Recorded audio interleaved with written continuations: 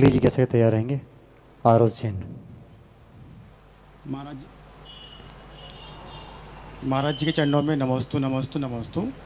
महाराज जी, घर में माता पिता हैं, बुजुर्ग हैं, जो शारीरिक रूप से सक्षम नहीं है कि वो मंदिर जाके पूजा पाठ कर सकें।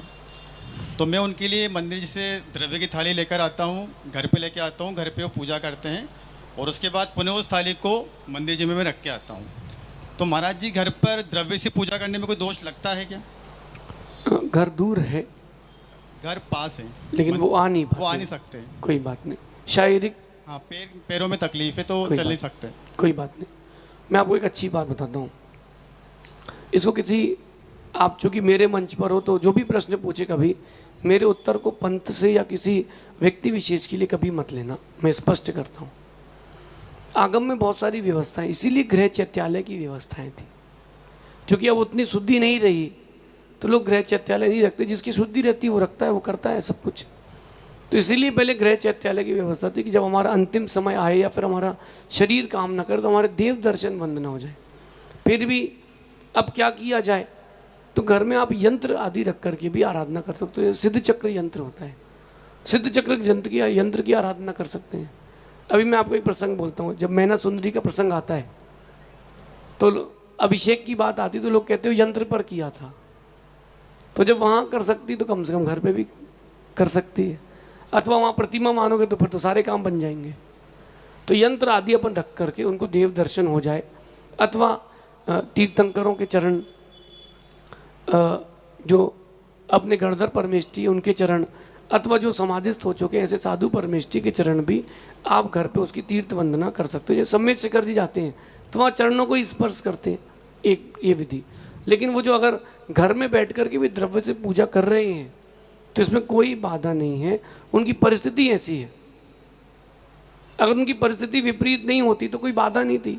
तो अगर वो घर में द्रव्य से पूजा कर रहे हैं तो उनसे बोलना कि आप तो जिनालय की तरफ मुख करके बैठ जाओ और बढ़िया अपने भक्ति से आराधना करो। इसमें कोई पाप का बंध नहीं, पुण्य का बंध होगा। लेकिन जैसा जिनालय में आकर के होना चाहिए वैसा नहीं होगा। लेकिन उनकी अवस्था के अनुरूप वो इतना कर रहे हैं तो उनको भी बहुत पुण्य का बंध होगा, ऐसा समझिए। लेकिन आप सेवा बंद नहीं करना, ये आपका मुख्य कर्तव्य है।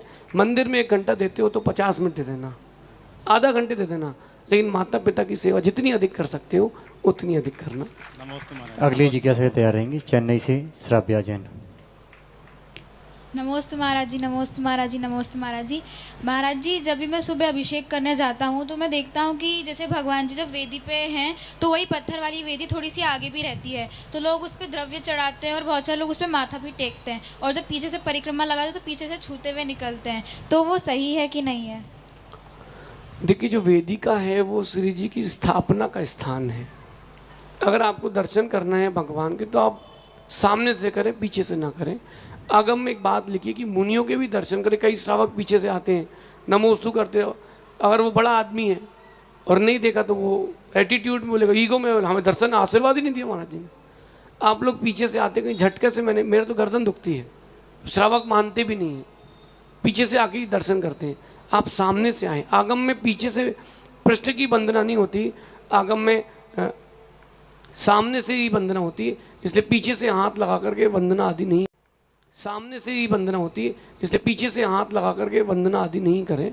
और जो बेटा द्रव्य चढ़ाने की बात है तो अलग से नैवेद्य पीठ होती थी, बलि पीठ कहते थे उसको। आगम में इसका वर्णन है। आप कभी साउथ गए हो दर्शन करने, कभी एक बार होकर के आना। वहाँ हर मंदिर के बाहर एक पीठ बनी रहती है पत्थर की, द्रव्य वहाँ चढ़ाते हैं ताकि अंदर जीव जंतु ना हो जाए।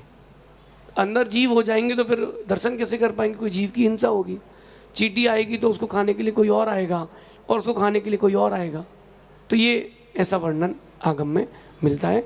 द्रव्य जो चढ़ाने की बात है वो अपन पीठ वेदिका पर नहीं चढ़ाएं, अलग से जो स्थान है उस पर चढ़ाएं, ऐसा समझे। अगली जी कैसा तैयार रहेंगे? और बेटा एक बात ध्यान रखना, मंदिर, अब तुम अभी छोटे हो, बड़े होगे तो ये जो विचित्र प्रकार के पागल लोग होते ना, उनके जैसा नहीं बनना कि वो मंदिर आकर के यही देखते हैं कि दूसरा क्या कर रहा है। आप तो ये देखना कि ये क्रिया अगर सही है तो आई विल एक्सेप्ट, और ये क्रिया सही नहीं है आई विल निग्लेक्ट। तो कुछ लोग आते हैं मंदिर, वो यही देखते हैं कि ये कैसे अभिषेक कर रहा है, इसकी धोती कैसी है, इसका दुपट्टा कैसा है, इसे सिर ढाका कि नहीं ढाका, इसने हाथ धोए कि नहीं धोए। तो वो काम अपन को नहीं करना। अपन भगवान के मंदिर आए, आराधना करे जाएं। अगर कोई गलत क्रिया कर रहा है वो उसका निजी है, किसी को टोकने का भी अपन को अधिकार नहीं। वो पूछ ही नहीं रहा तो अपन क्यों बताएं, है ना। बढ़िया आराधना करना, और अगर कोई गलती कर रहा हो तो अगर पूछे तो बता देना, अगर आप गलती कर रहे हो कोई पूछे तो सुधार लेना, ऐसा समझ। अगली जिज्ञासा तैयार।